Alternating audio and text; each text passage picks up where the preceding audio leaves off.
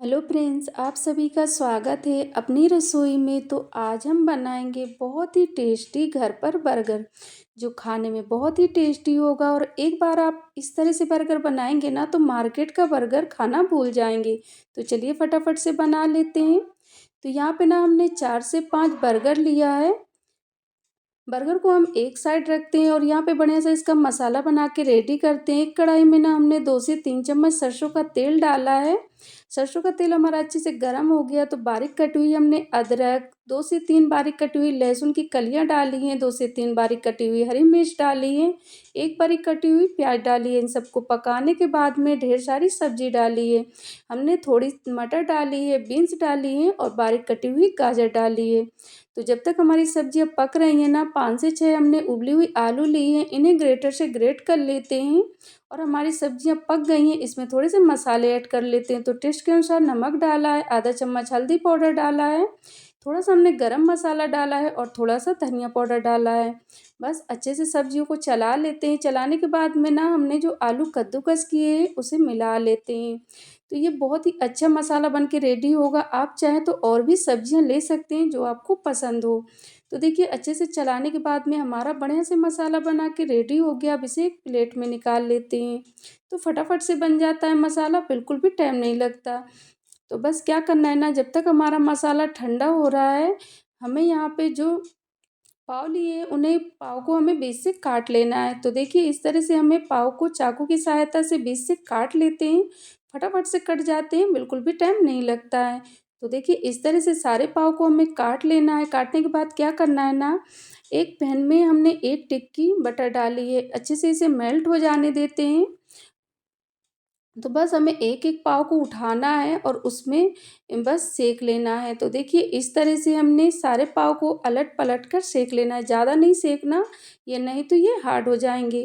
तो देखिए इस तरह से बस हम सारे पाव को सेक लेते हैं और सेकने के बाद में इन्हें प्लेट में रखते हैं।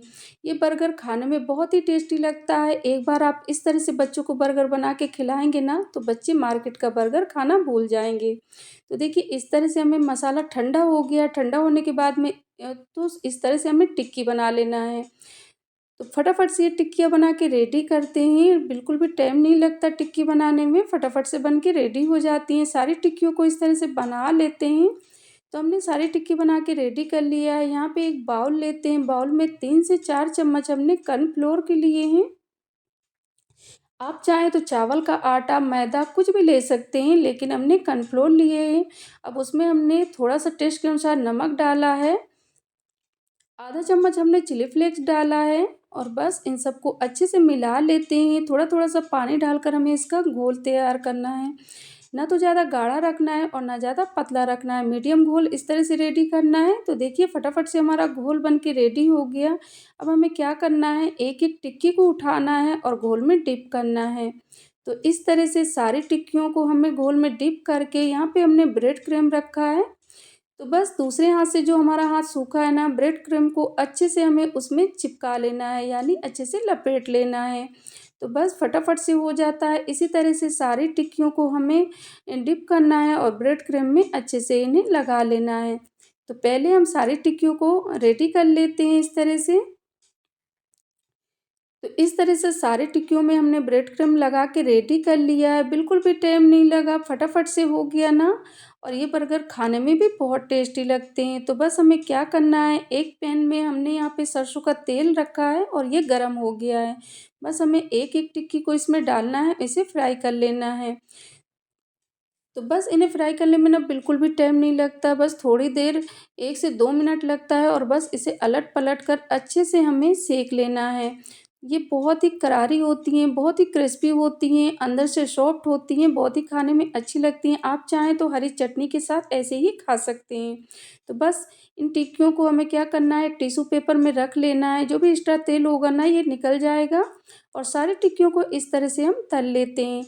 और बस एक कटोरी में ना इसका सॉस बढ़िया से तैयार करते हैं। तो हमने 2 चम्मच मेयोनेज़ ली है, 2 चम्मच टमाटो सॉस के लिए हैं। अच्छे से इनको मिला लेना है और मिलाने के बाद में क्या करना है ना, इसमें हमने 2 से 3 चम्मच फ्रेश मलाई ली है। आप चाहें तो मार्केट की भी यूज़ कर सकते हैं, लेकिन घर की और भी ज़्यादा अच्छी होती है। तो बस इस तरह से हमने ना मलाई को सॉस में अच्छे से मिला लिया है। मिलाने के बाद में क्या करना है ना, यहाँ पे एक पाव को उठाना है जो हमने सेक के रखा था, और पाव में हमने जो सॉस बनाया उसको अच्छे से लगा देना है। लगाने के बाद में हमें टिक्की को रखना है। टिक्की रखने के बाद में हमें क्या करना है ना, जो बारीक कटी हुई हमने अब फिर से हमें पाव को उठाना है और दूसरे में हमने पिज़्ज़ा सॉस लगाया। पिज़्ज़ा सॉस लगाने के बाद में हमने इसमें जो बारीक कटी हुई पत्ता गोभी थी उसे रख देते हैं, और थोड़ा-सा हमें इसमें क्या करना है, थोड़ा-सा हमें खीरा, प्याज़, टमाटर ऊपर से रख देना है। इसके बाद में हमने बारीक कटी हुई पनीर ली है, उसे भी रख देते हैं ऊपर से, और थोड़ा-सा बस ऊपर से हमें नमक डाल देना है, थोड़ा-सा काली मिर्च का पाउडर डाल देना है, और बस फटाफट से हमारा बर्गर बन के रेडी हुआ। ऊपर से इसमें पाव रख देते हैं और एक टूथपिक लगा देते हैं। तो देखिए हमारा बर्गर कितनी जल्दी बन के रेडी हुआ, बिल्कुल भी टाइम नहीं लगता और खाने में इतना लाजवाब है कि बहुत ही मज़ा आ जाएगा। तो देखिए अब इसी तरह से दूसरा भी बर्गर बना के रेडी करते हैं।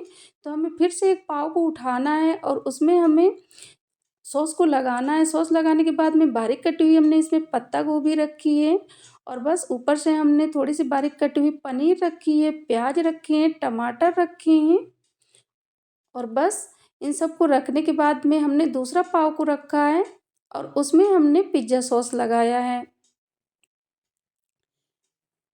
तो बस इसमें ऊपर से पिज़्ज़ा सॉस लगा देते हैं। पिज़्ज़ा सॉस लगाने के बाद में इसमें हमने दूसरी टिक्की रखी है।